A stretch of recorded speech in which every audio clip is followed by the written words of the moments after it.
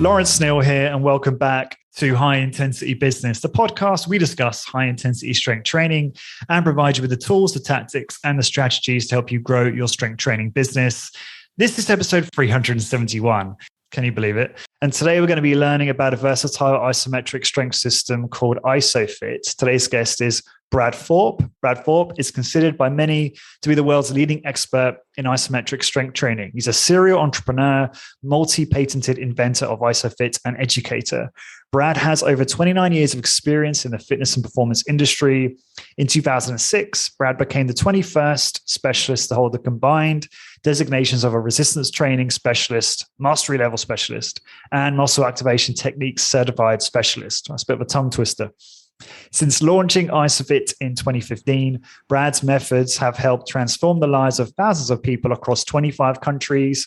Isofit family members include the US Army, rehab clinics, spas, fitness businesses, sport organizations, and exercise enthusiasts. And wait for it, and a zombie. Welcome, Brad. We're going to have to talk about that zombie, aren't we, straight away there? Well, first and foremost, Lawrence, thank you very much for having me on the show. I love it, and I appreciate that. And yes, absolutely, 100%, I work with a zombie.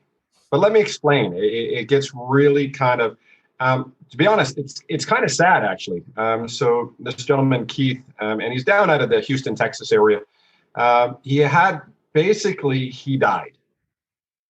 And he was brought back to life, and then subsequently put into a coma for 3 months. And then from there, they brought him out of the coma. And when he came out of the coma, what they kind of recognized was his heart tissue was dead. So he doesn't have a functioning heart. So they had to, in order to keep him alive, they had to hook him up to what's called an LVAD, which is a left ventricular assist device. So basically, it's an external pump or a circulating device to circulate his blood. So by all accounts, if you watch any horror movie or zombie movie, first you got to die. Then you got to basically not have a heart.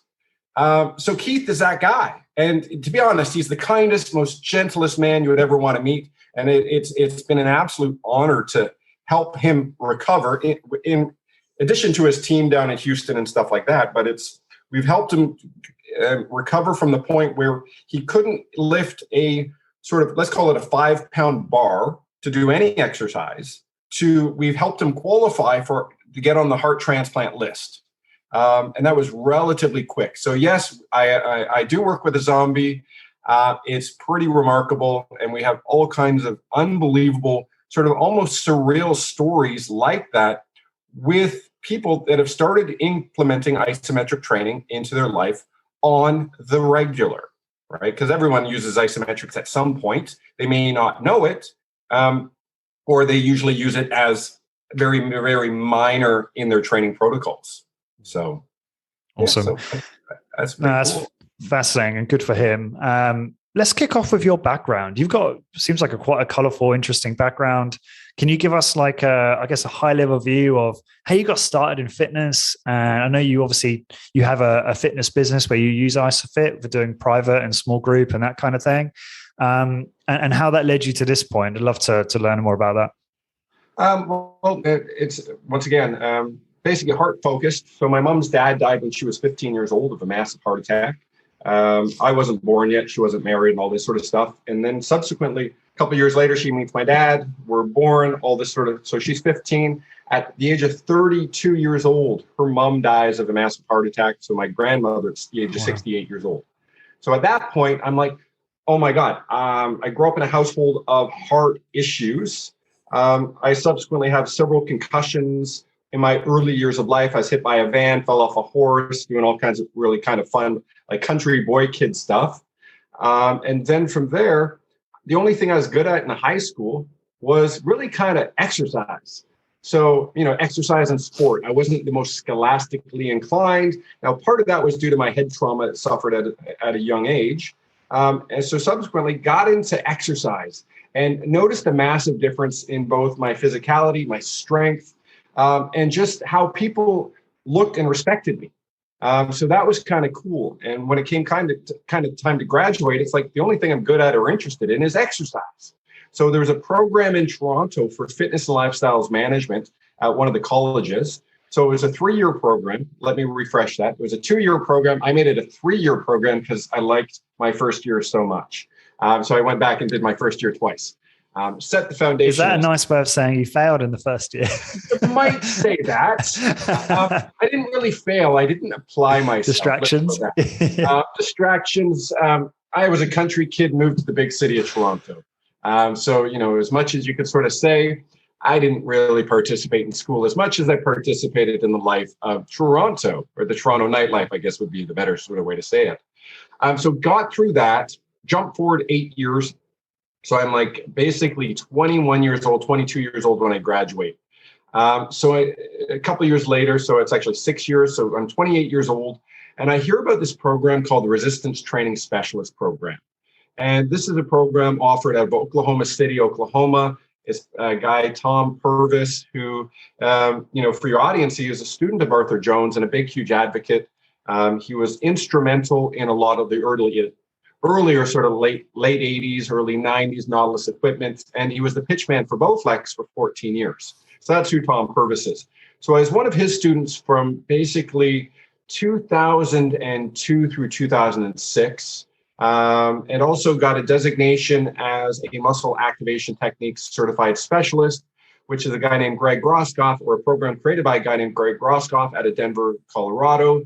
And in North America, more people are going to know these names. So he was a muscle consultant for John Elway, John Stockton, Karl Malone, who are some of the biggest names in football and basketball.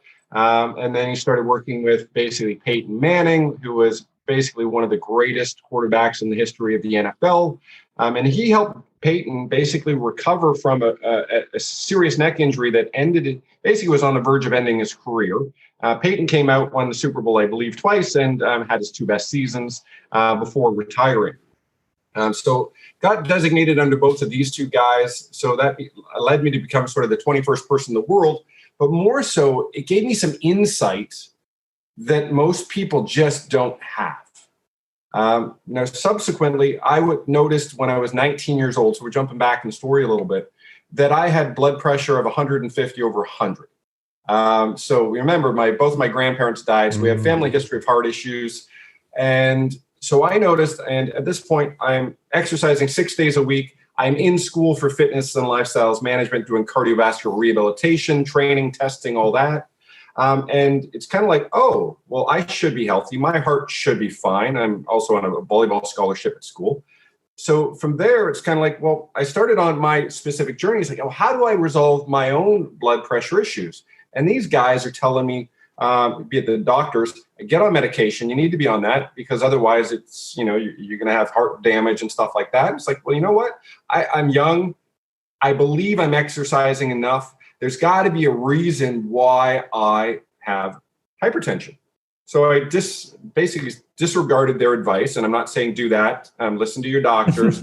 Unless, of course, you have insight into the specific subject area where you can question it. So take your medications if your doctors tell you from a legal perspective. But basically, I went on this 14-year journey. And even though I took these 2 programs and as the 21st person in the world with my designation and all this sort of stuff, I was still dealing with blood pressure issues. I didn't resolve that myself. And then in 2008, I was at home running an at-home personal training business, doing very, very well. And over the radio, I heard about a study from McMaster University. So this local-based Toronto area university that stated that isometric exercise was good for blood pressure. And, most people and the industry as a whole, be it the medical, the fitness worlds, would have told you that isometrics was contraindicated for individuals with blood pressure issues, i.e., it's going to spike your blood pressure. And it's like, so I personally avoided it, even though I was successfully using it for my clients who were doing basically isometrics for neuromuscular re-education to basically restore that communication from your brain to that muscle tissue to increase performance and contractile function of tissue. But I was avoiding it. So from that study, I implemented an isometric-based protocol with myself. So after 14 years of struggling with blood pressure issues, changing diet, drinking more, drinking less, trying to reduce stress, doing yoga, doing all this stuff. So after 14 years, 2 weeks later, after implementing an isometric training protocol, my blood pressure issue was resolved. I haven't had blood pressure issues in 14 years. Now, I do daily isometrics, as opposed to a lot of people will dabble with it and sort of say, and most of the studies will sort of say, do it 3 days a week. The traditional protocol is 4 reps, 2 minutes at usually a modest effort, like 35% to 50% MVIC, so maximum voluntary isometric contractions, and do that multiple times a week. So really 24 minutes of committed time. So I started with 20 minutes a day. So I accelerated the result, right? Because, at the end of the day, when you start looking at the function of isometrics, it's pretty cool. And I'm certain we're going to talk about all that a little bit later, so I won't occupy the mic right now. No, it's okay. So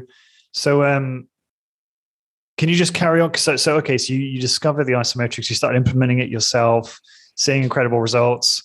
What happened then in terms of your business journey? Business journey, I went off on a tangent. So I went from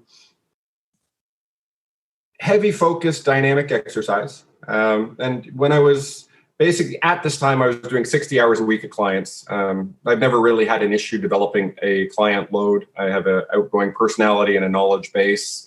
And I like to say hi to people, which is arguably the most difficult thing for trainers to say to people. Where it's like, if you're at Starbucks, I'm happy to meet 10 people. I have no problem doing that. So in 2008, that's when I heard about the study. So I went off on this tangent and said, okay, well, I'm seeing massive results with myself and, my blood pressure issues, because now they're resolved after 14 years. The precipice of the development of Isofit was 2 of my clients walked in one day. One guy was, executive producer of one of Brad Pitt's movies. And the other guy is Canada's largest independent butcher. So when I say independent butcher, we're talking hundreds of millions of dollars in sales. So 2 highly educated, business-oriented people that I'm going to listen to. And they go, Brad, there's no wall space at my gym. Because that's what we were using. The original Isofit, if you want to call it, was just a wall. Because everyone always says to me, well, why do I need a fancy machine? I can do isometrics anywhere. Yeah, you can. And please start doing it because it's going to transform your performance results, your health, and all this sort of stuff. But what happened was later that day, I had that aha moment where it's like, I know how to make a wall. And if you look at the original Isofit strength trainer, what it is, it's a fancy wall and floor system where, it's propped up off the ground. You have a vertical wall that looks like a protractor.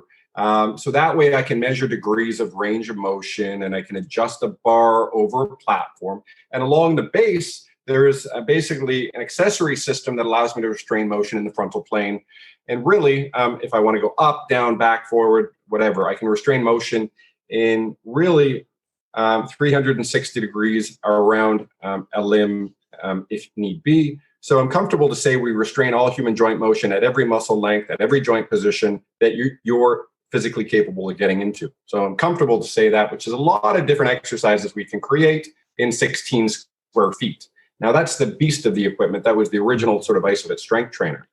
So we created that. I came up with that concept, jumped out. Basically, I was in the bottom of a shower. So my bathtub, when I came up with that idea, jumped out. All great ideas come from, right? Yeah, because nobody's around to bug you. You have freedom of thought. Yeah. The toilet, as well as basically the shower area, is traditionally where a lot of people go to think. To be honest, I have a friend who has in fact, his name's Kyle Recke. He shared it on the podcast. He's the CEO of the Perfect Workout, a big high intensity training studio business in America. And he actually has a waterproof pad and pen in the shower to jot down his ideas. And he's extreme on the productivity time management side of things for probably most people, but I thought that was a very clever idea. That's brilliant. You lose the idea otherwise. Yeah. Yep. Yeah. So you can tell him next time you're talking to him, hey, I was in the shower when I came up with Isofit. so I jumped out, made my model. Now I'm very, very fortunate because Toronto is a small pond. So you have that ability, even though it's like North America's 5th largest city. So you get very, very influential people. And because of where I was in my stature and my education, I had some really cool clients. So after I came up with this idea, one of my clients happened to be one of the senior partners in Canada's largest law firms. And he had had the misfortune of breaking his neck in a yoga incident where he stretched a little bit too far. And the end result of stretching too far sometimes is something getting out of the way. Unfortunately, that was his spinal structure. So he fractured his transverse processes of C2 through C4. So he's got a 3-level spinal fusion. So his name's Ruben. So Ruben, I'm all excited. And Ruben's got some, he's prickly. Prickly, I guess, is a good word. He's like a cactus. So I sort of say, hey, Ruben, I got this great idea. It's like, Brad, shut up, you're stupid. I'm like, thanks, wow. Ruben. That's nice. He's still my lawyer. That was a long time ago. But it's like, no, like, seriously, I got this great idea. So he goes, well, I'll introduce you to my patent lawyer if you want to go forward. The first hour is free. After that, it's $450 an hour. I'm like, oh, that kind of that's harsh. Because I'm, a personal trainer. I'm like, at that point, my bill rate was $150 an hour. So I got to work 3 hours to talk to this guy. And it's like, okay, I believe that we're on to something here. And what's the conversation? So I meet this guy, his name's Armand Benita. And subsequently, Armand's got basically a passion for exercise. He's a patent lawyer, so he's super crazy, ridiculously smart. Engineer, he's got like 3 different degrees. He's like, this is awesome. I love this concept. So let's just do a patent search, which is part of the process you got to go through. So I get a phone call a couple of weeks later, and he's like, hey, Brad, I just want to let you know, I've never seen this before. I'm like, is that good? Is that bad? He's like, no, this is great. So within the U.S. Patent Office, there's a subclass. So under exercise, there's a subclassification for isometric based exercise equipment. And there's nothing there. Wow. I'm like, that's crazy. Awesome. So my original patent is 100 and I think it's 104 or 106 pages.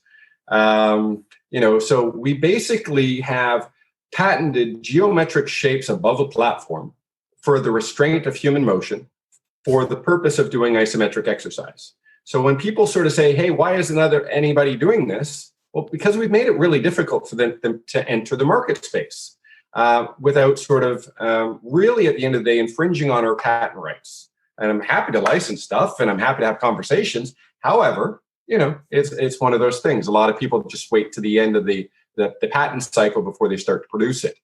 So from there, and this is where the story turns like almost magical, in my opinion. And a lot of people have told me this because at this point, when I sit down to talk with Armand, I have about $25,000 in my bank account. I have a business. My wife, who is currently at that time my girlfriend, we are engaged, ready to get married. So he says to me, it's going to be about $20,000. I was like, okay, well, cool. Like that's the total cost of the patent. Like $15,000 to $20,000 is his ballpark.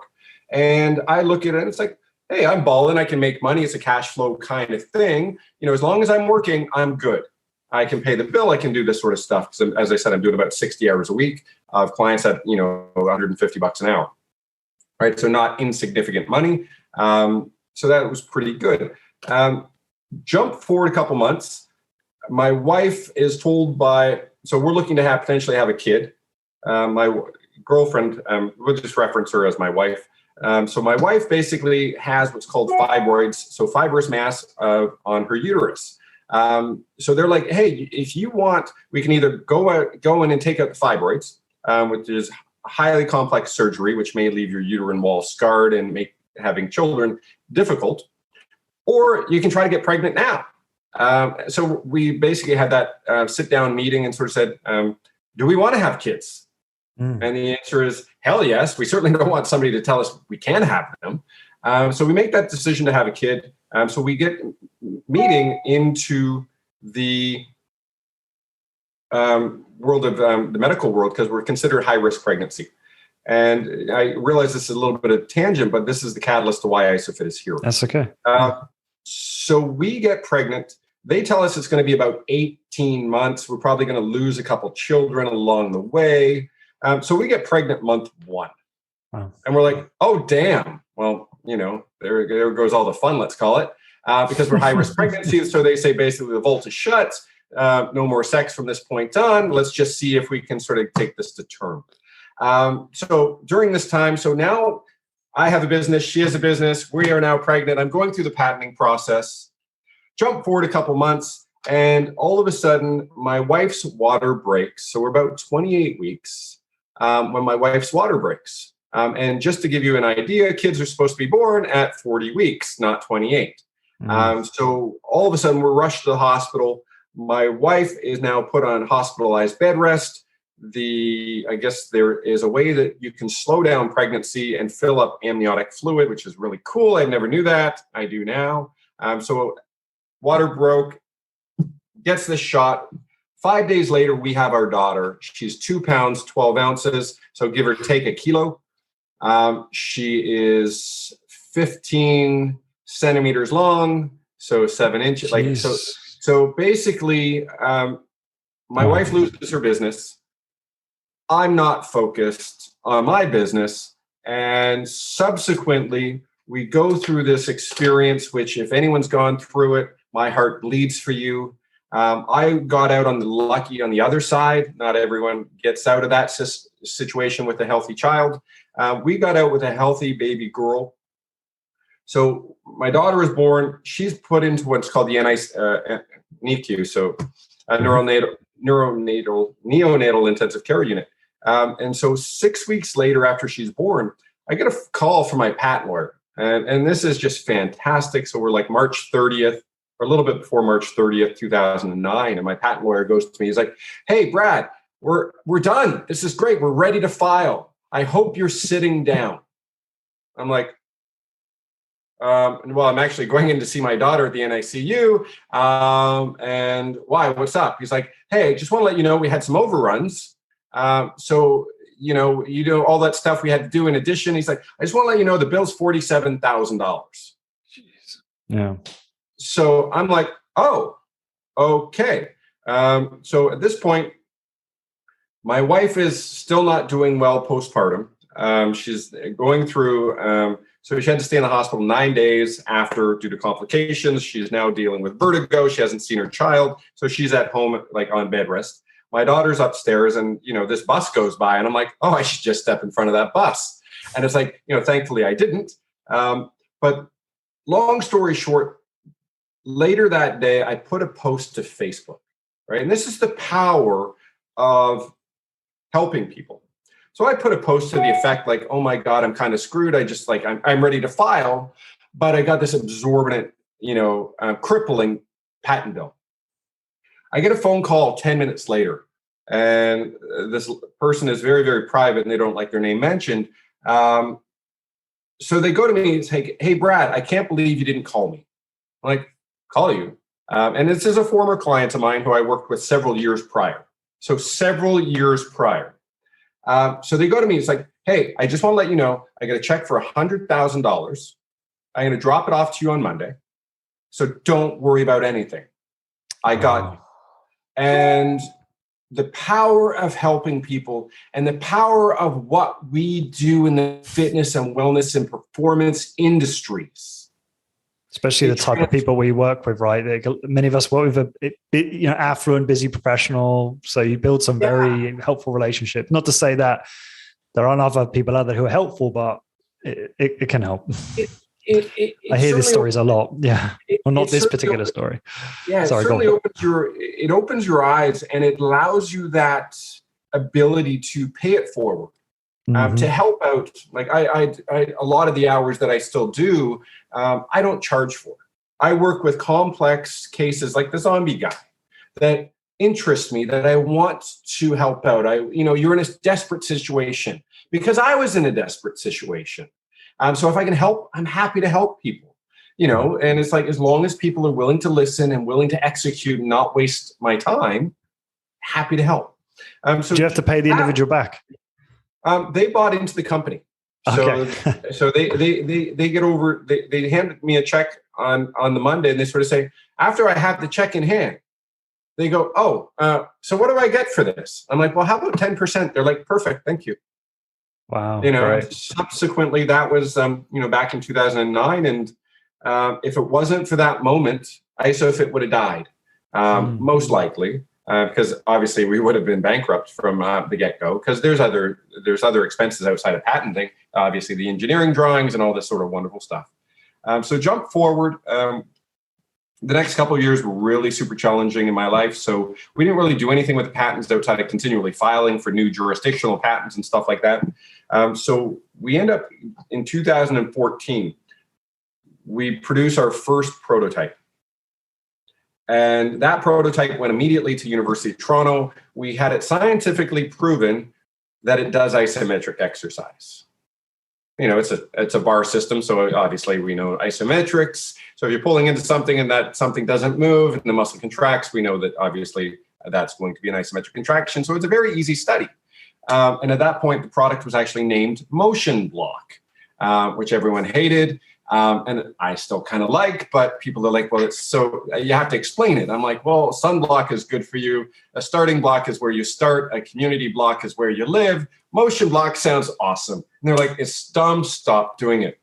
So one of my 70, or I guess she's at that point, late 60s, she's well into her 70s now. She goes, Brad, I hate it. You got 24 hours to come up with a new name.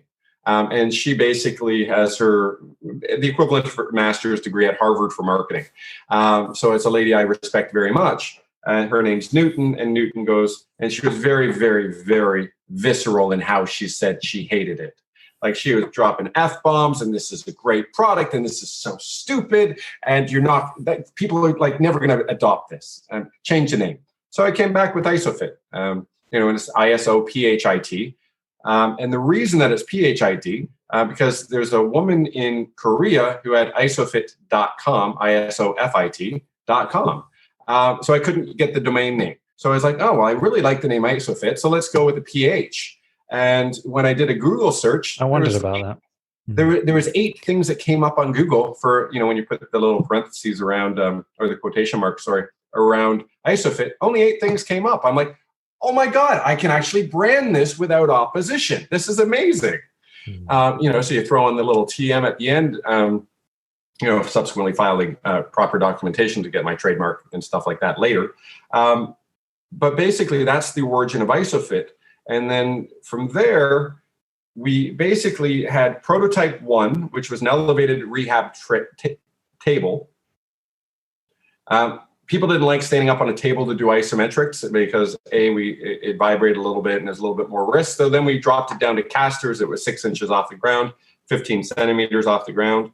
And there was casters on it so you could roll it around. But when people started to vibrate with doing isometrics, the casters, basically all of a sudden we created the force plate. So people were standing there vibrating on a platform, which of course there is benefit. However, I didn't want that. So then we sort of elevated the platform up off the ground, so seniors and stuff could sort of sit comfortably. So it's now then this is the strength trainer. So it's 14 inches, whatever that is, 32 centimeters off the ground, if that's what my math works out of my head, off the ground. So seniors could comfortably sit up, stand up. They can stand on it, not be fearful of falling off it. And then from there, it's kind of like we drastically just innovated and grown. And subsequently now we're in 25 different countries. We have just over 370 clients using Isofit around the world.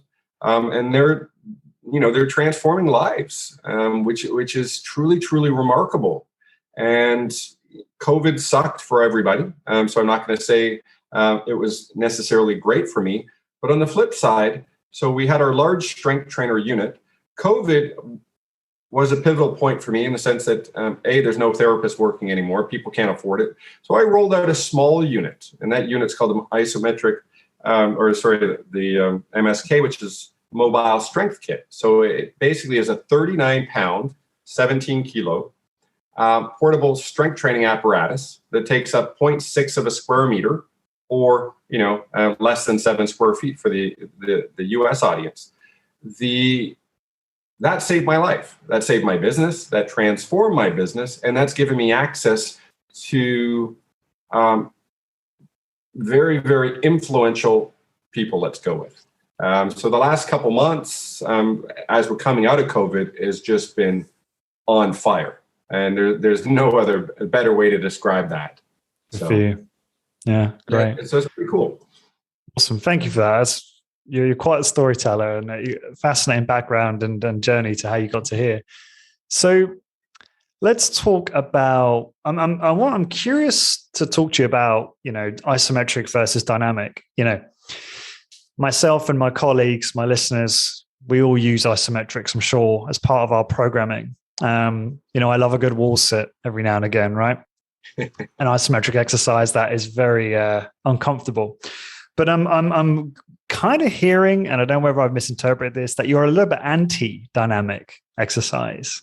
So tell me, what's your thoughts on that? What do you think that we can get away with just doing isometric and never moving dynamically in our exercise approach? What are the pros and cons in your view? What have you discovered? Well, it's interesting. I used to be heavily anti-dynamic exercise because that's the root cause of all muscular injury. At the end of the day, and you have people that are using exercise for a way to live a healthier life. And obviously you have your highly educated trainers and business owners who are the exception. But for the general population, the majority of people are injured through exercise. And subsequently, if you look at the data in the US, 1 in 7 Americans belong to a gym. So that means 6 out of 7 Americans haven't bought into exercise. So why is that? Maybe it was a pre-existing bad experience at a younger age, whether it was exercise as abuse, as a punishment, which is traditionally how it was sold to a lot of people, like, oh, go run. Well, I don't like it. So during COVID, I had that aha moment when I was sort of sitting there. It's like, people don't like my messaging. They think I'm, anti-exercise. And it's like, I'm not anti-exercise. I'm just I just don't want people to injure themselves. And as a therapist, specializing in muscle activation techniques for a number of years, what I realized and this is my own journey, so I won't sort of suggest that other people are this, but I was enabling people to get injured consistently, and I would fix them and they'd get injured again, and I'd fix them and then they'd get injured again. So I was an enabler. And the outcome of long-term repetition to injury is potentially a lifetime of pain, movement dysfunction, the avoidance of exercise, which could lead to obesity and heart disease and cancers. And it's like, well, if I'm going to be one of these guys and I'm enabling these people, and I myself, my 20s and 30s with my education, I was living in pain due to athletic injury. And when I gave up dynamic exercise, I haven't done dynamic exercise in about 7 years per se. I haven't really had a day of pain since then, after spending nearly 2 decades in it. My blood pressure, as I said, was restored earlier, not through dynamic exercise, but through isometrics. But what I came up with, because obviously dynamic exercise is going to be around. It's sport, it's fun, it's all this cool stuff. Obviously your audience makes a ton of money doing it, right? So you don't want to sort of say that. But also there's a lot of nuance to dynamic exercise, and we'll talk about that in a moment, but I'll let you finish your thought here. Well, it is. And now if you explore what dynamic exercise is, it's actually not dynamic. It's a series of isometric contractions, right? Because motion's tangential. That means you have to stop before you change direction, right? If you think axial point, if you think load line, and when you start to explore it, oh yes, and I do, what you're looking at is like, you remember those flip books as a kid where you have drawings on each page and you flip through? Welcome to the world of exercise. So if you take out an isometric component, i.e. page 7, 9, 12, 15, 23, 32, and 84, well, maybe when you're going through the flip book, that's where you get injured, right? And when you explore injury risk, it is a failure of your isometric system, or the isometric contractile nature of the muscle structure that allowed for a translation of structure where you weren't prepared for it. So obviously when you have movement, you have what's called inertia, which is the consequence of accelerated motion. So if I'm dealing with a limb, just because I know you're video based, so if I go to cut and pivot, well, if I don't control that and I go like that, that might be my ACL and MCL blown because I'm on the pitch playing rugby. Because you look at how many open field or non-contact injuries occur. Well, they're actually more than contact injuries, because when you're contacted, you brace and you prepare versus, hey, I just have to turn around and run in a different direction. So why did that happen? Well, because your isometric muscle system failed in the sense that it couldn't respond instantaneously to that change of direction. And when you change direction, you have to zero out the force output, because otherwise you're still going in the same direction. Right? So, and that's how it works. So it's almost like you have a starting point of a contraction or a movement. You have a steady peak. You have a constant. You have a negative acceleration to an isometric, re-engage, and then repeat on the reverse. So we have that ability, or we have the inability to fix that. So during the COVID, and as I said, COVID was really good to me because I had a lot of time to sit back and think. I'm like, Brad, stop being such a dick. I know this stuff at a different level. So how do we need to position isometrics? How do we need to position Isofit to get adoption from people? Because people listen to like a lot of the older stuff that I put out. It's like, I'm inflammatory. I'm an antagonist. I want you to think, but instead of thinking, people just shut down. So it's like, okay, well, let's just position isometrics first, right? And I came to the realization that all dynamic exercise is skill-based, right? It's performance-based. And it really, at the end of the day, once you start moving, it is the practice of the activity you were doing, whether it's Olympic lifting, bench press, rugby, basketball, running, all of it falls under the world of dynamic. Now, how do we prepare for dynamic? Not how do we practice dynamic, right? So how do you prepare your body for dynamic exercise? And that's through eliciting an isometric muscle contraction. Let's create muscle contractions throughout a range and then string them together. So since I came up with that sort of aha moment, let's not actually fight with everybody. Let's actually just look to how do we make you guys better at what you guys do? I don't have to fight with anybody anymore. And it's like, well, I want to be better at basketball. Cool, add isometrics. Well, how's that going to help? Well, what part of basketball do you want to talk about? Do you want to talk about explosive power? Well, because if you can increase your isometric strength for that, well, the byproduct, if you're looking at power development, well, you have that vertical line that they always label strength, and then you got that velocity thing on the bottom. Well, as soon as you're doing a 1 RM, you're on the velocity spectrum because you're moving. You lost that zero strength component, which is, once again, isometric. So if I can increase my isometric strength, shockingly, there's a direct relationship to an increase in increased power output. If I increase my 1 RM strength, well, it's not necessarily, there's not a great correlation anymore to increased power output because you're now training your muscular system to go slow. So it's kind of like, so there's a real massive workaround. And this also applies to weightlifting, right? Because it's kind of like, well, the transitional phase, once again, of weightlifting, i.e. doing a bench press, bar comes down. If you're not bouncing it, you think about powerlifting competitions, down, you have to pause.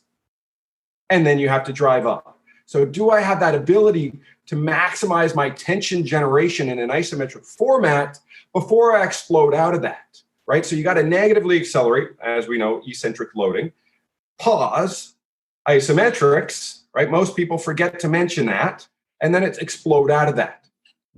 And what we fail to recognize traditionally as an industry is the rate of the neurological system, and the firing rate is into the thousands of seconds, right? And it's like, okay, cool. Well, if something's firing into the thousands of seconds, well, maybe what fires first? Well, before all dynamic muscle contractions, you have to regulate or upregulate your isometric tension. So isometrics always fires first, or that isometric system, and then you move, right? It's kind of like, oh, okay, cool. So where does it fit in? Just start with it. I no longer care what you guys do after, in the sense that I know once you add this into your system, it's going to make the outcome better. It's going to reduce the risk of injury, and it's going to increase the performance output. So no, I what you're saying, well, 85% of it, I'd say I understood, and it makes complete sense to me. I'm just curious, just exploring dynamic strength training versus isometrics, and specifically the way we do it. So the way my audience do it. So we do it very differently to most of the industry.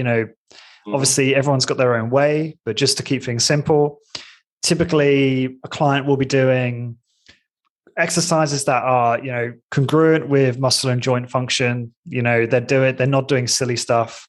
Everything's slow, right? The movement speed, it might be super slow, right? Like Ken Hutchins, I don't know how familiar you are, could be like at least 10-10 movement speed. So 10-second concentric, 10-second eccentric, or it could be 2-4 at the faster end. But it's the principles typically across all businesses are slow speed of movement, and smart exercise selection. But there's always a combination, or typically a combination of isometric and dynamic exercise protocols, right?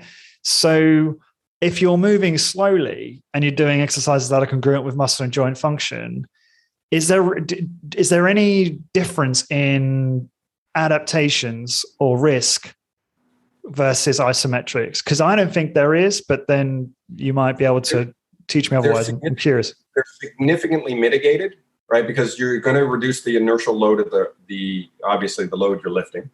So that becomes less important. Specificity significantly drops down.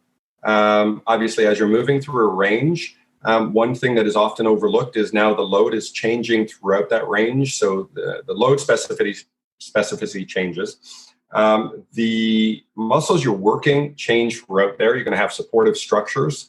Synergist is often a word people throw out there. So if I'm going let's say it's a bench press and I'm, in the down position, obviously as I'm getting to the up position, that moment arm changed, right? And for the people out there, a lot of you do know what moment arm is, some don't. That basically determines how much torque is going to be available to a movement pattern. Torque is a rotational force. So how you determine that sort of moment arm, you have to figure out where that axial point is. And then you have to obviously figure out where the load line is. And then there's that perpendicular line between the axis and the load line. Now, the interesting thing is when we start to look at human structure, is that axis is what's called an instantaneous axis of rotation, because we don't have a fixed axis, right? So that moment arm is going to be consistently changing, even if you're doing super slow, super controlled. So it's kind of like the specificity drops off a little bit. Also, the risk does change and it does go up a little bit. And I'm not saying it's significant, but it's got to be accounted for. Now, your audience is slightly different, but a lot of people, they also don't know all the participating muscles. So they oftentimes have favorite movement patterns. Let's call those exercises. And it's kind of like, well, if I can walk somebody through and it's like, okay, well, if I could do an exercise at, let's say it's for that bench press. So let's say that's the down position. Let's say that's 0 and locked out, is 180 degrees from a shoulder position. So if I start off at that down position, we're referencing that at 0. If I'm at 45, which is, call it a mid-range, depending on the barrel size of that chest, that's going to influence it. So was there a cam associated with a rib cage? I'm not a thick person. So my bench press kind of sucks because I don't have that mechanical advantage. Now, if I extend my spine and I change my rib cage, well, maybe I can get a little bit more out of that. So with the dynamic exercise, there's many, many things that you have to truly explore to reduce the risk and make it a little bit more effective and efficient. The best thing that you guys are doing is going slow. And that's a specific thing. It may not necessarily help a athlete per se. Why? Because you just talked about how power. Go ahead. Yeah. Velocity is super important for the athletic-minded person. That's not to say it's not beneficial to go slow, because the athlete. What do you mean the athletic-minded? Because the research I've seen shows there's no benefit to moving fast and resistance training in terms of how that might transfer to an athlete's performance and speed in their given event. That's what I've seen, but maybe you've seen other research. I'd have to read the research you read in order to comment appropriately. So I'll phrase it that way. First and foremost, one of the things. It comes back to a lot of it's more just the anticipation and the fear, right? I'm accustomed to going at a speed, right? So if I train my brain to be familiar with the speed pattern, that just becomes the norm, right? It's kind of like, okay, cool. We didn't look at it that specific, or they may have once again looked at it from a like, how do you feel about the psychology of speed?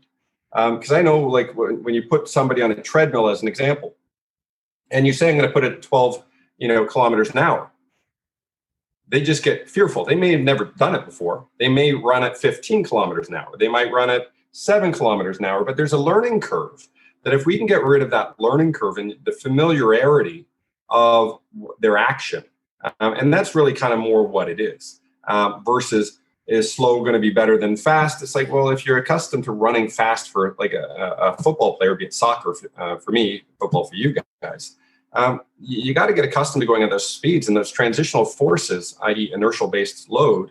You got to get used to tolerating them or you're screwed. So you're saying it's maybe more psychological than it is physiological. Because I know people in my space would often say, well, they should just practice the skill. As long as they're practicing the skill a lot, and then the forces are mitigated in the strength training by moving slower, so it reduces chance of injury, for example. 100% agree with that. And I would even go slower, right? I'm a massive advocate of even going slower, right? Because then you're not going to get the confusion side of what we talked about a little bit earlier, where it's like when you're reinforcing that slow movement pattern, does that equate to going faster? As opposed to you're training the skill of going slow, right? Because there's skill involved in all movement, where with isometrics, I'm going to be the first one to say it's almost virtually skillless. Like it's push into here. How much skill's involved? Virtually none. I'm not going to say it's zero, but virtually zero. So the ability for an isometric to transfer over, in my opinion, and what I see, is far superior than traditional dynamic exercise, because it's like, hey, I want to be good at this skill. Okay, well, I'm going to learn this skill and this skill and this skill and this skill and this skill in hopes to get over there. So where you said, well, go practice the skill. Oh my God, that is the most fantastic statement I've ever been encouraged, because that's what I say all the time. So where it's like, yes, do isometrics and then practice the skill of the activity you want to be good at. That is also dynamic exercise. That is also dynamic exercise. Slow, that's dynamic exercise. Fast, that is rugby. That's lacrosse. That's, what do you guys got over there? That fancy little cricket-like game. Ireland would be hurling and Gaelic football. Thank you. Hurling. Which is fantastic. I've watched a couple of the finals over the last couple of years, and what a game. But once again, it comes back to that is skill. And certain skills may look similar, but they don't really transfer all that much. That's why the industry is still sort of saying, well, does it transfer? Does it transfer? Does it transfer? Like 100-meter sprint race starts in an isometric exercise or an isometric contraction, right? Ready, set, go. So on ready, you get into position, set, and now you're waiting until that guy sort of hits that. So that might be a second, it might be a thousandth of a second, but you got to upregulate tension real damn quick. And you're not upregulating that tension dynamically. By conventional terms, obviously, we can get into the exploration of isometrics and how isometrics actually functions dynamically, and the muscle actually contracts and relaxes and oscillates within the structure, but the joint position doesn't change.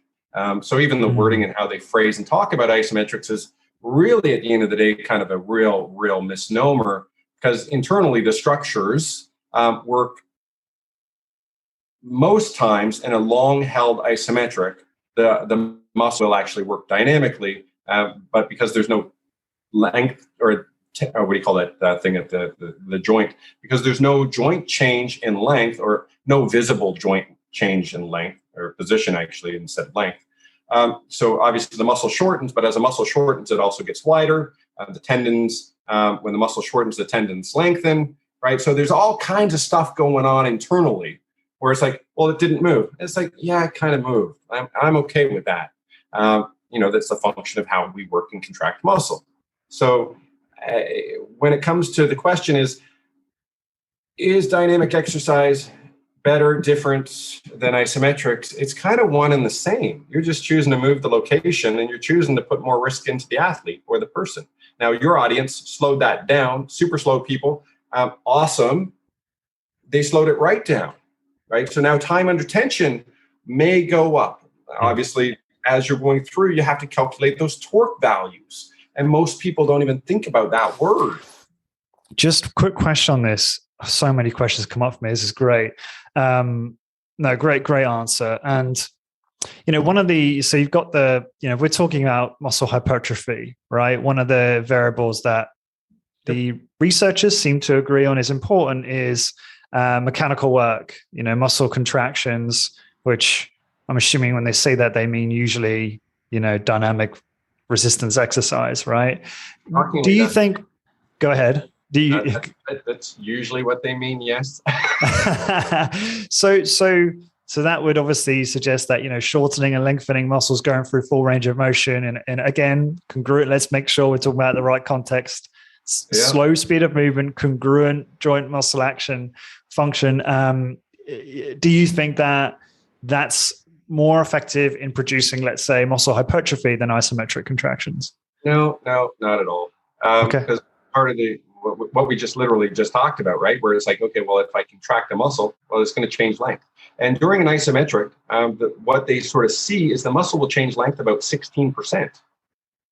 Right? So it's not insignificant. So if I just sort of sit, and I'm got my hands on my desk right now. So if I just don't even move my shoulders and I just press down and press down and press down and press down and press down and press down, I can change rate of contraction. I can change frequency of contraction, duration of contraction, but I didn't actually move. Okay, so, and then they throw out this term full range, which shocks the hell out of me because most exercises in gym are partial range anyways. When you actually look at the muscle structure, like if you think of a lat pull down as an example, what is the extension component behind your shoulder? When you're pulling down, well, if I can get my shoulders to almost 270 degrees and I can extend my spine and rotate it, did I really shorten my lat? No, I pulled the bar down to my clavicle. Okay, cool. Well, a pullover would be probably full range of motion, right? Yeah. Say that again, sorry? A pullover would be probably full range of motion for the lats. Way closer. Closer, okay. But not complete. Because you're still not, well, on a pullover, you're now not necessarily loading it in the sense that it's like, your lat, obviously you're way up here and you're coming, if you're going to the groin, it's like, well, now the bottom part, well, you took it out of your lat, now it's a negative deltoid exercise, right? Due to the force lines. So it's like, okay, well, now no longer is it loaded lat exercise per se. So there's different ways to look at it. But yeah, if you want to train your lats, you got to also include spinal extension, right? Because your lats are a massive spinal extensor due to their location, obviously, from like basically T5 down through the thoracolumbar fascia, getting into that humeral point, right? So if you can extend your spine, right, that's going to incorporate your lat, right? Then if you really want to maximize, because obviously left and right side is going to counteract the rotational component of that lat, which can further shorten, right? It gets a little bit more complex. So it's like, take the time to do a spinal extension, trunk rotation, single arm, reaching all the way up here, have multiple points along an axis where I can, and I'm prone right now on a bench, let's say, and I can take my arm from here, cable system, point A, so it's hard, because our goal has to be 90 degrees throughout that rotational component and maintain that torque value, or we're going to have a drop off in force output throughout that range, right? So it's like, well, if you want to maximize all of that stuff I just said, well, you guys are spending 25 minutes, 30 minutes to sort of set that perfect exercise up. I can do it within, I don't know, seconds, just by changing my position, by pushing into a bar, pushing into a bar, pushing into a bar, pushing into a bar. So I can theoretically target a tissue far more effectively, far more efficiently, and far safer in an isometric format. Then string the exercises together if you want to add that dynamic component. Because sure, I want to have fun. I'm a professional swimmer who may want to go through that range of motion, right? And it's like, okay, cool. And then, well, what am I doing with the opposite hand? Is it involved? Is it not involved? Did you worry about bracing structure? And your audience, as we've discussed, is much more educated than the general training. People, you guys spend a lot of money on your equipment. Medex has got some of the best products out there. Arthur Jones is obviously a juggernaut. He's the guy who invented the cam, which whether people don't know about that. And the cam obviously just changes the direction of force, which gets really, really, really cool and awesome. Even Arthur Jones, when he was attacking the dynamic world and saying, hey, this is safer, he said, well, slow movement basically outperforms movement. Okay, well, if I want to hang my hat off Arthur Jones, well, an isometric is much slower than anything at a 1 RM, a 2 RM, a 3 RM speed. So it's like, okay, Arthur, thank you. I'll hang my hat off your statement, dude. Thank you. Maybe he would arrive there. Who knows, eh? Man was just brilliant. Well ahead of his time. Or no, I guess I shouldn't say he was there at the right time. We wouldn't be here if it wasn't for him. Yeah. You make a good, that was a great response on the physiological side of things. Let's talk a little bit more about the psychological. We'll come back to the physiological. But one of the things I hear in terms of my audience is objection to maybe motor driven or isometric type machines or devices is the clients love to see weights go up and down, right? And we know that variety, and I know you mentioned some variety that the Isofit can achieve in terms of all the different positions and such. But the variety in the protocol, the moving a weight through a full range of motion, seeing a weight go up and down seems to be a really powerful motivator, adherent for the client, which is great for the client in terms of sticking with their program long term, and it's good for business too, right?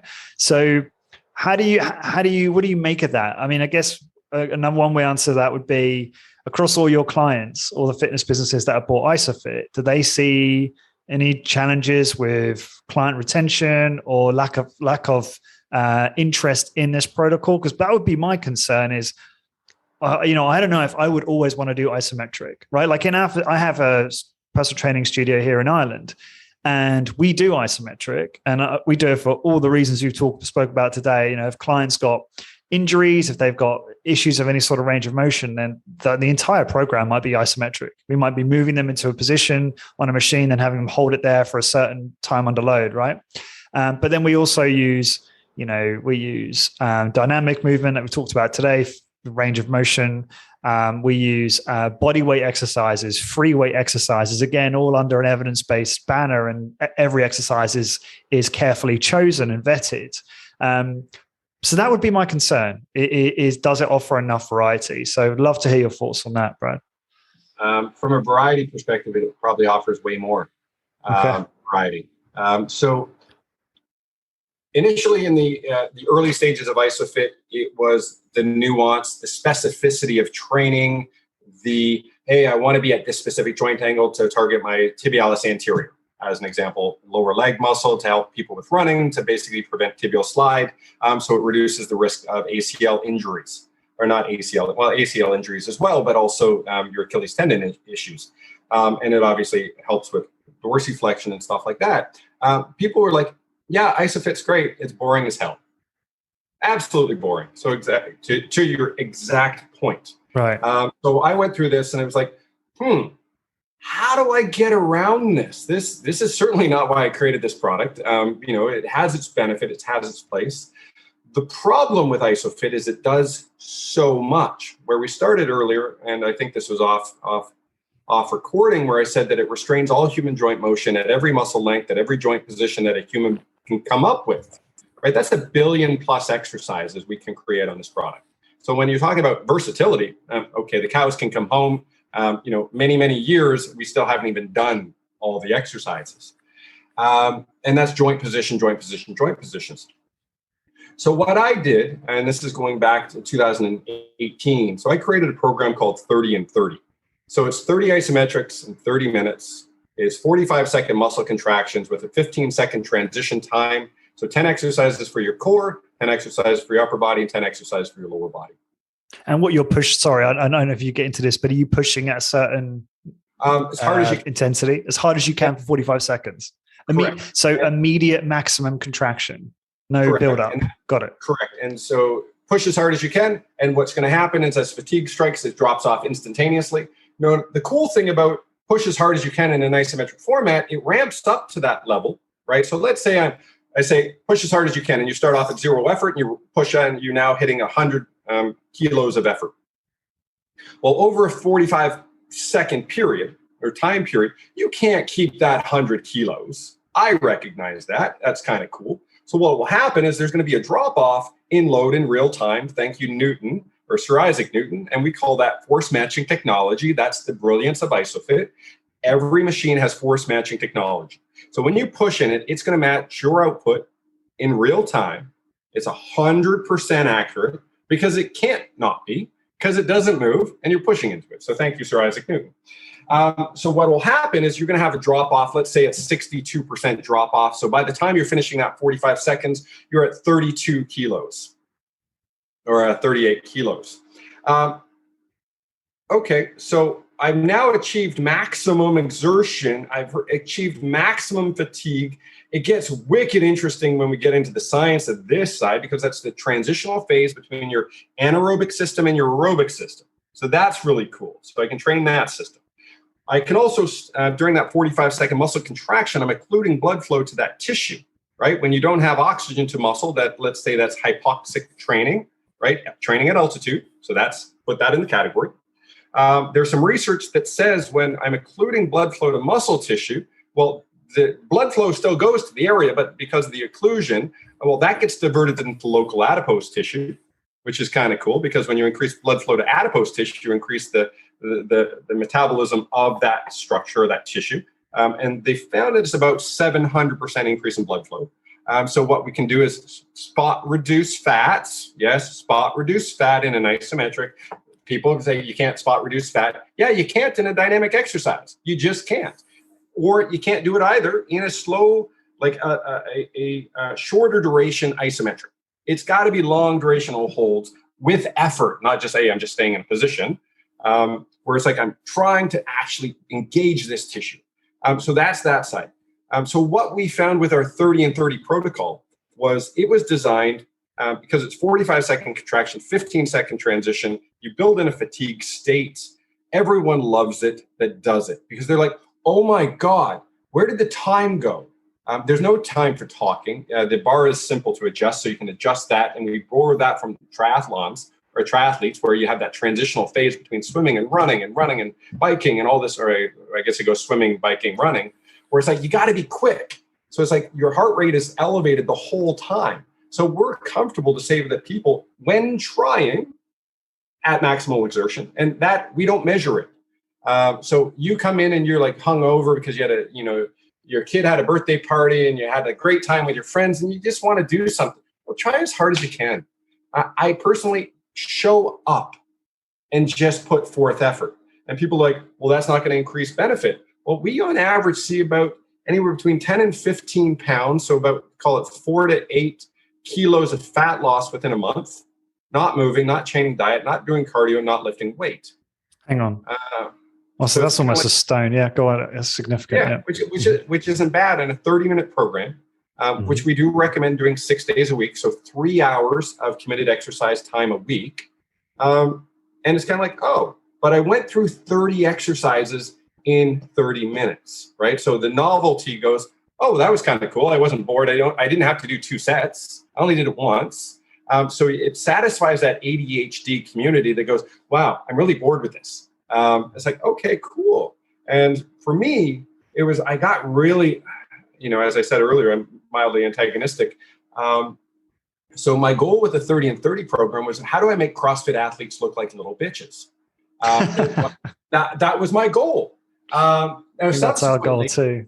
Right? And it's kind of like, so you put somebody under that, in my case, a really slow, long duration effort contraction, right? Longer than, what you guys are doing at 10 seconds. Obviously, there's directional change with what your audience does. It's like, let's just push really hard for 45 seconds. Cool. Next exercise, push 45. And I don't really think of it as a exercise. I think of it more as a position within space. I want to be strong here. So we'll do like a squat. Then we'll do a split lunge and a split lunge. Then we'll do a deadlift. And then we'll do a leg press. Then we'll do a leg extension, standing leg curl, hip abduction, hip abduction. There's 10 exercises. Okay, cool. Where's the variety in that? Well, that's a lot of variety. Now we're going to do a sequence for your abs. Now we're going to do a sequence for your upper body. And then by the time you're done, you've had 22 and a half minutes of exercise. You've had 7.5 minutes of rest, which didn't feel like rest. And thank you very much. Go home, enjoy your day. And you don't have to warm up for it. You don't have to cool down for it because all the loads adjusted to your body. You didn't have to worry about selecting any button and pressing it. What's my load today? Let's figure out what 80% is. Well, we started at 100. So that 100-pound or 100-kilo mass, which was your peak force output, wasn't your perceived effort 100%. Because I can guarantee you that 45-second point where you're down at that 38 kilo sort of point, that is actually way harder mentally, physically, and emotionally, because you tie into all of that because you're pushing and pushing and pushing. And it's like, oh, thank God I am done. Relax, surge of blood flow into reoxygenate tissues, next exercise. So what frequency are people typically doing this? We encourage 6 days a week. Okay. Same protocol for 24 workouts, so 4 weeks. And we have basically it staged from a scaling perspective. So we have built in, so program 1 is specific and program 2 is an incremental increase in output. Program 3, difficulty of exercise, I guess I should say. Reorchestration of movement patterns. So, you might be doing, like in program 1, you might be doing a leg press before squat. Program 2, it's the squat before the leg press as an example, right? So all of a sudden the tissues, they adapt and they're familiar. You're still targeting the same tissues, but you're changing the energy systems and the fatigue states prior to their engagement of tissue. Right? So it's pretty remarkable, as I said, with what we sort of see. And I did mention where you get into that emotional side, because one of the things when you're looking at generation of isometric tension, like we talk about fight or flight often, right? Like everyone always says fight or flight. Nobody ever talks about the freeze component. So it's actually freeze, fight, or flight. So the subconscious initial act before you run or fight is, can I generate muscle tension, right? Is that freeze? It's stop. How am I going to react? So we have that ability to train that involuntary muscular system. And it's further reinforced by this guy named Oscar Constant, who died in 1917, which I know is a little bit ago. But you've ever experienced that floating arm trick? It's like that party gag where it's like push your arm into a wall for 45 seconds, and all of a sudden your arm floats up. You ever experienced that? I've not done that, no. Okay, so it's a long-standing party trick. But what it does, so basically they've proven, and there's over 104 years of research on this, that isometrics has the ability to basically cause your neurological system, and they're still trying to figure out why. So I'm not going to say I know why, I have assumptions why. But basically it causes an overexcitation of your muscular system. So all of a sudden it just fires better. Now there's some research at Johns Hopkins University, this is going back to 2017, so not so long ago. And they were looking at saccades, so how you control your eye movements.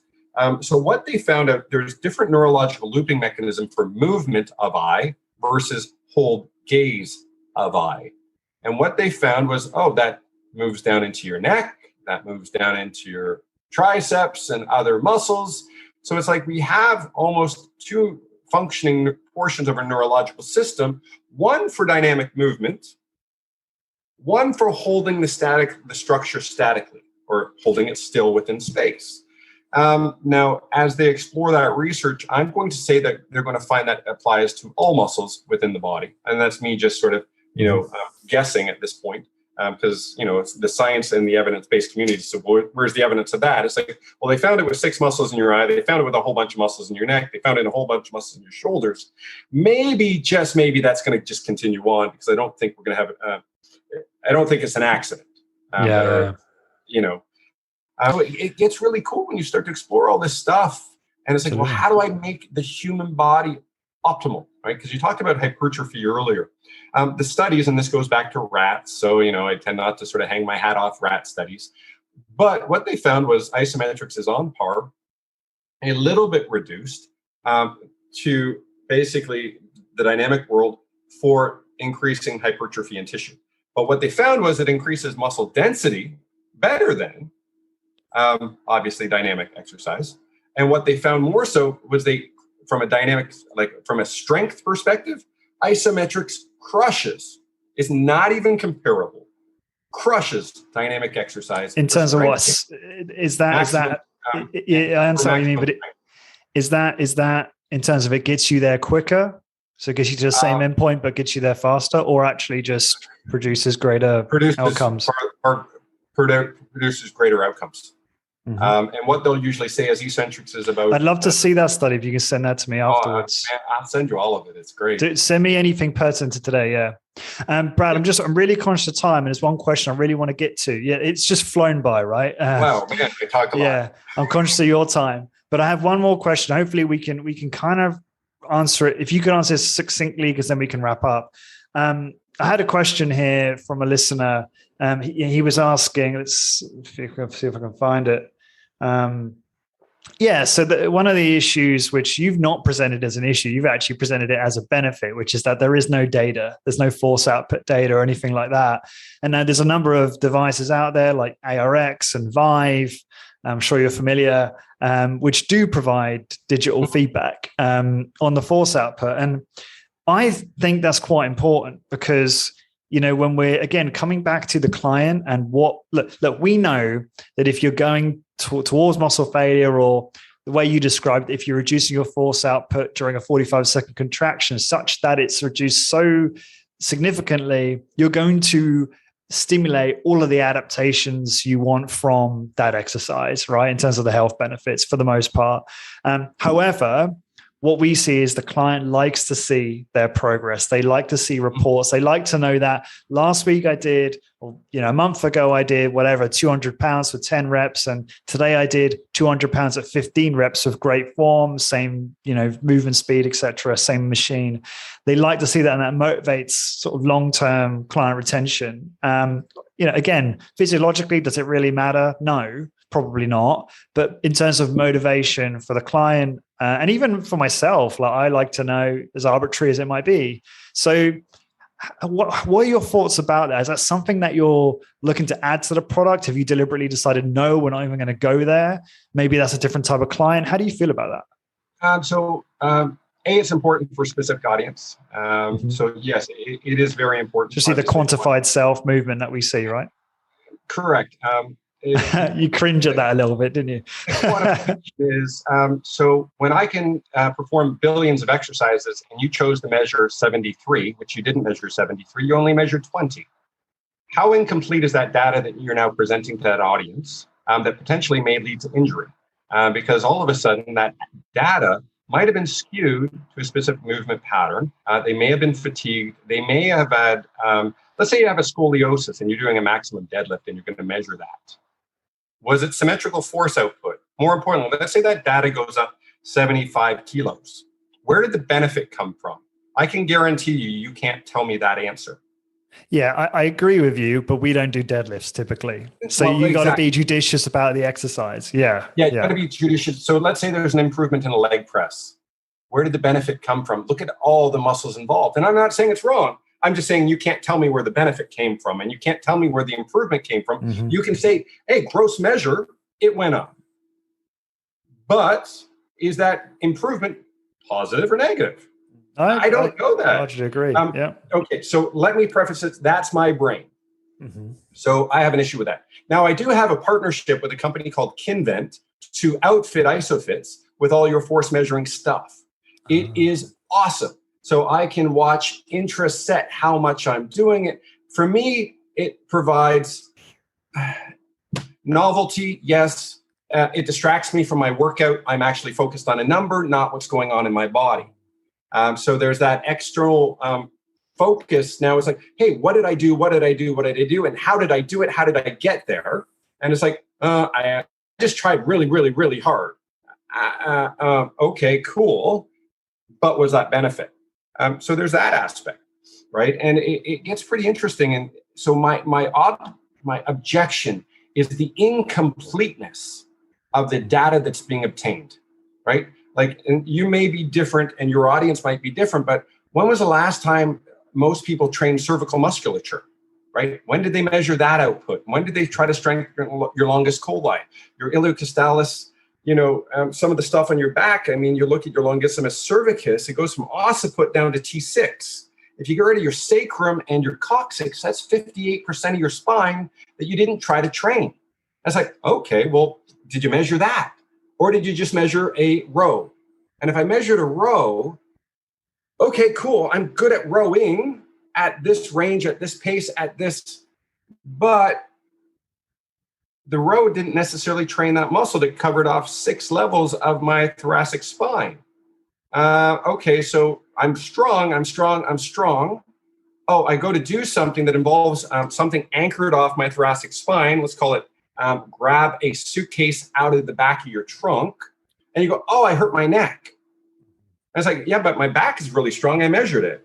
It's like, okay, well, cool. Well, maybe the incompleteness sold a false sense of security, right? And that's where the isometric component comes in, because you accidentally, for the majority of people, you accidentally train muscle tissues you don't know the names of, and you don't know their orientations because you're holding long sustained contractions. So they're going to participate versus moving through a range which is consistently changing the participants, right? From a ancillary perspective.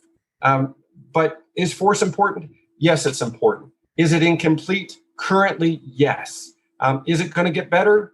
Hopefully by my comment, it's going to help your audience sort of explore it better and say, hey, let's do, instead of 3 sets of this exercise at this position, let's maybe do 3 exercises in slightly different positions so we can train a greater variety or diversity of tissues that otherwise we may not necessarily hit.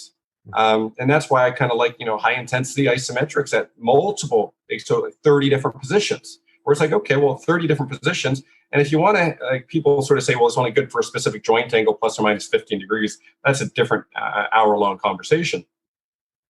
Okay, cool. Well, I did 30 different positions and look at every joint in that range that gained 30 degrees of strength, right? It's like, okay, cool. So as opposed to arbitrarily blowing through range of motions with no effort specific on some angles and some tissues for a given joint position, it's like if I'm doing a row, well, there's so many variables that just changed degree by degree by degree by degree by degree, and if I went from, straight out to behind me, let's say that's a path of, call it from 90 to like negative 30. So 120 degrees of change. Did I focus on it? Did I calculate the torques? Did I think about all the different degrees throughout a range? Because I'll end with this point. So if I'm holding a bar right here, and there's a bar in my hand, this has 360 options. This has 360 options. I can pull out, I can pull in, I can pull down, I can pull up. So 360 squared is 129,600 different exercise options from that position alone. I can train all that if I want in a matter of a nanosecond. Well, as you guys are going through a range, it's like, okay, well, each one has a similar value that you can train. It's like, that's where my brain resides. And that's why it's like, oh, you want to reduce risk? Let's reduce the speed of movement, which your audience already does, which is awesome. And that's why, I wanted to be on the show because you guys are like, I would say 90% there. We just got to nudge 10% more. And if I can get 3% more, where it's like, okay, well, we can basically add 3%. Well, imagine adding 3% performance to whether it's your net income every day or, to your client's health and well-being, where if we can reduce the risk of injury by reducing the speed rate and those inertial collisions, because joint inflammation is caused by collisions of joint structure, and that collision occurs during a transitional phase of motion, right? That's why people blow out stuff when they're doing, like, and this isn't your audience, but you're doing a bench press and you see somebody's pec tear. It's that transition phase. It's I bounced up and the weight was still going one way and my muscle was shortening the other way. And it's like, boom and rip. It's like, this is exercise. It should be the most controlled environment known to mankind, in my opinion. Fully agree. Brad, this has been a lot of fun. And even on that last point there, we could probably talk for like another hour and maybe we can do a part 2, right? And get into some of this. But no, I really love the conversation. I think you've been a great sport and some of my more difficult questions, you've answered them really well. Just very quickly, because I know that we're at time, I know you have to go. So just so people can find, more information about Isofit, do you want to just drop your contact information, URLs, that kind of stuff? Yeah, absolutely. So Isofit.com. So ISOPHIT.com is for the Isofit Strength Trainer. That's our larger unit. It's our educational window. And also isofitmsk.ca. So ISOPHITMSK.ca. And that's basically for our more portable unit. And also just let your audience know when you sort of look on there and you get sticker shock going, oh my God, the strength trainer's $12,000 US, recognizing it restrains all human joint motion, and it is the ultimate exercise product out there. And then you look at the strength trainer, you go 2,300. We do at the end of the year, got 2 products coming out before Christmas. One is called the Isofit Go. It basically is, 18 pounds and about $350. You can restrain a whole bunch of stuff. And we've got what's called the Fit Strap, which is basically a webbing system that basically will be in and around $60. So for those people that are sort of saying, oh my God, sticker shock, we got you covered. It's just a matter of time. And then that way, what we can do is hopefully get isometrics to be truly a part of the conversation versus, oh yeah, like, and I'll pick on you for a second. It's like, yeah, we do wall sits. It's like, yeah, wall sits and planks. It's like, it's so much more. It is so much, it's beauty. It's all of yoga. It's all of Pilates. It's all of weightlifting. It's all of running. It's all of everything. Just take a photograph of the dynamic activity you want it, and we can sit and analyze movements till the cows come home. So Lawrence, you've been an absolute great host. Thank you very much. You're welcome. One last thing for anyone who wants to see how these devices are incorporated in a business model, you've got Isofit Strength Zone, which I believe is one of your facilities or your facility. So we ran that through COVID in the sense that we had to close it down for 2 years. But so we're now in the process of looking at a franchise-based business model, which is giving another alternative to the traditional exercise model. So think in terms of a yoga studio, Pilates studio, spin studio. So they've proven that people are willing to sort of do singular activities. And what we've seen from a cash flow perspective, business is good. And we're rolling out our first trial facility in Maine, down in the US. That should be before the end of the year. And then from there, hopefully we'll dominate the world of isometrics. So they can go ahead. I was going to say, and we will offer exercise testing there from an isometric perspective, right? To satisfy that. Did I get better? Yeah. So yeah, exactly. So the reason I bring that up is obviously didn't know there was a potential franchise opportunity. So that's interesting. So that's isofitstrengthzone.com. But I'm also thinking my listeners will be interested to see how the business model and the pricing and packaging, if they were to buy your equipment, how do they position it in their business? And you do that quite well, I think, on the website from what I've seen. So they can take a look at that. Brad, go ahead. If you have questions, my email is brad@isofit.com. Reach out. I'm happy to share my information because at the end of the day, we are changing lives. We're growing rapidly. We're now, in 25 different countries around the world. So people are starting to talk about isometrics. Thankfully, research is coming out saying that isometrics basically enhances dynamic performance. So that's, commonplace now. We've got some of the world's leading research in the subject area, out of our Isofit community, professional sports teams, and it covers the gamut. Sports performance to zombies. Cover it all. No, it's fascinating. There's a load of research on your website too to support what you do, and I really respect that. Thanks again for your time, Brad. It's been awesome. And for everyone listening, to find the blog post for this episode, please go to highintensitybusiness.com and just search episode 372. And until next time, thank you very much for listening.